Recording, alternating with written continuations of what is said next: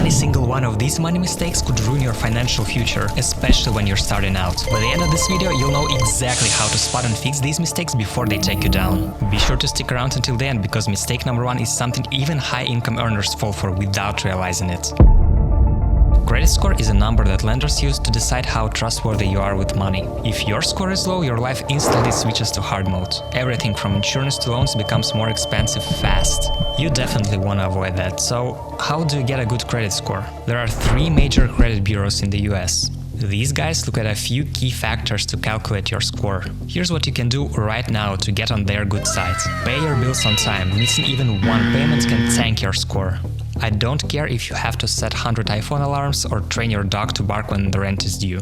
Increase your credit limit to boost your credit ratio. Just don't go spending it all on designer clothes. Don't close your credit cards even if you stop using them.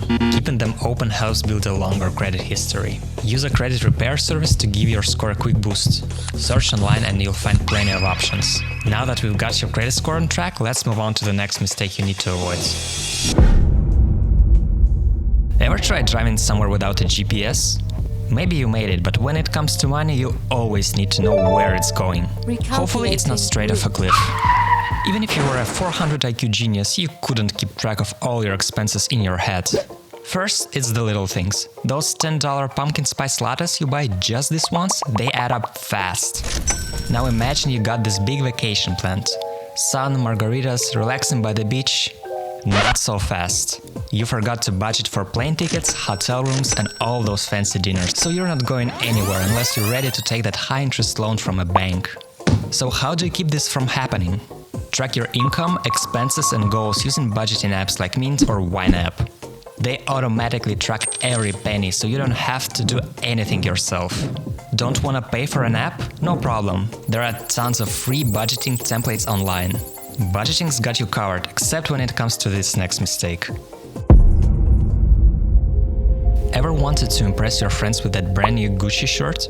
Well, spoiler alert, they probably didn't even notice, or worse, they felt sorry for you trying to show off. Now all you're left with is a $1,500 down the drain. But hey, I'm not judging, ads are everywhere, constantly pushing the idea that buying expensive things equals happiness. Let's be real, you owe it to yourself and your bank account to see through that lie. Do yourself a favor, next time you feel the urge to buy the latest, greatest gadget or fashion trend, ask yourself, is this just short-term happiness? Can I really afford it? Could this money work harder for me? Instead of spending, imagine putting this money into an emergency fund or investing it in something that'll actually grow and help your future self. Everything in life needs balance, whether it's work, relationships, or a tightrope walking clown. And credit cards are no exception. Sure, they're great for building your credit score, but with credit cards there's always a catch.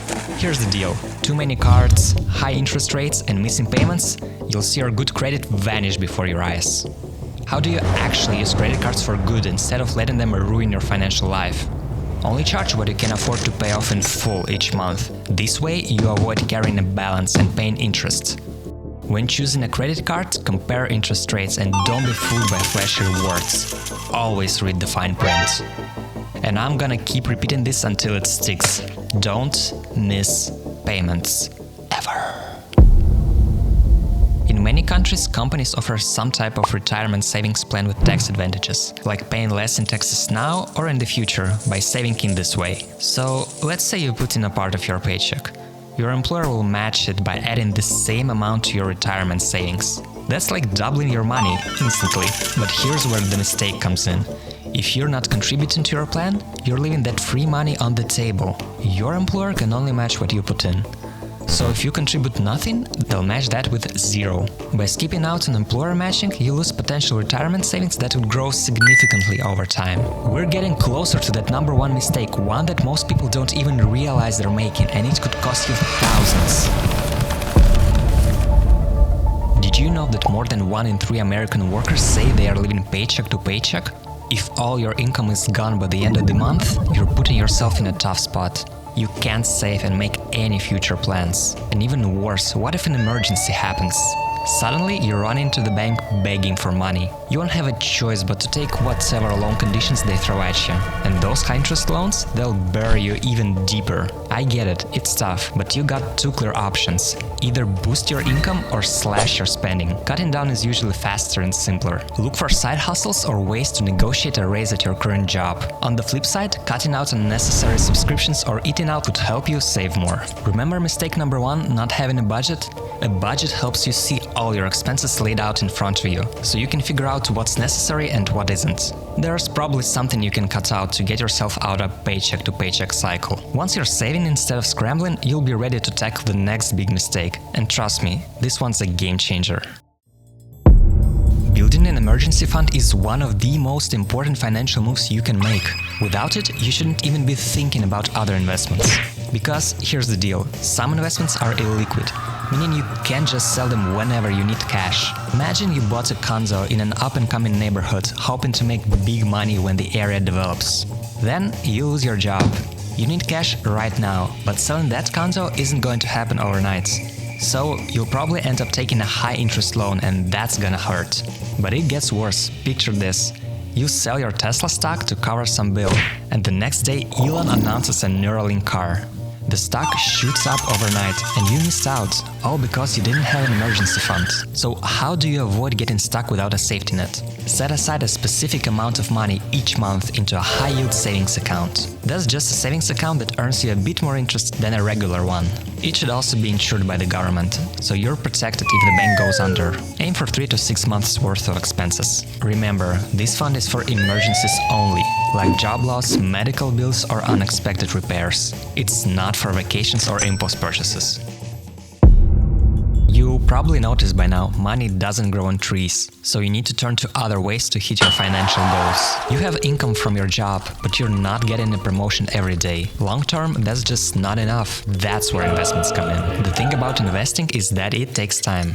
And the secret weapon that makes it all work is called compound interest. Here's how it works. When you reinvest the interest you've earned, you now earn interest on a bigger amount, not just your original investment. Over time, this creates a snowball effect where your money grows faster and faster without you lifting a finger. But for that snowball to really get rolling, you need time.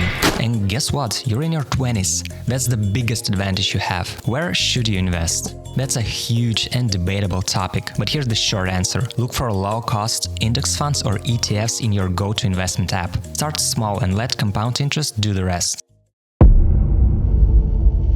Financial learning never stops, and ignoring the basics could cost you your entire life savings. Imagine you don't know how credit card interest rates work. You could rack up a mountain of debt without realizing it, and that's a tough climb to make. Or maybe you haven't learned how to invest properly.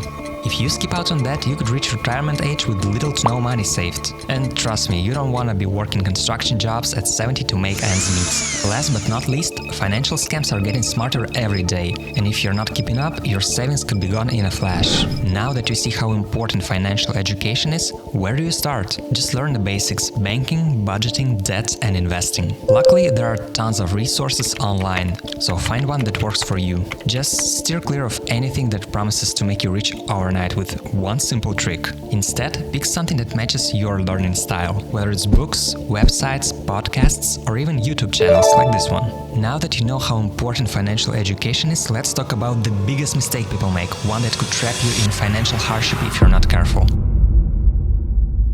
You think earning more money automatically means financial success, right? Wrong. That's where lifestyle creep comes in. Lifestyle creep happens when your income grows, but your expenses grow right along with it. Suddenly, you're earning more but not saving more, and you might not even notice.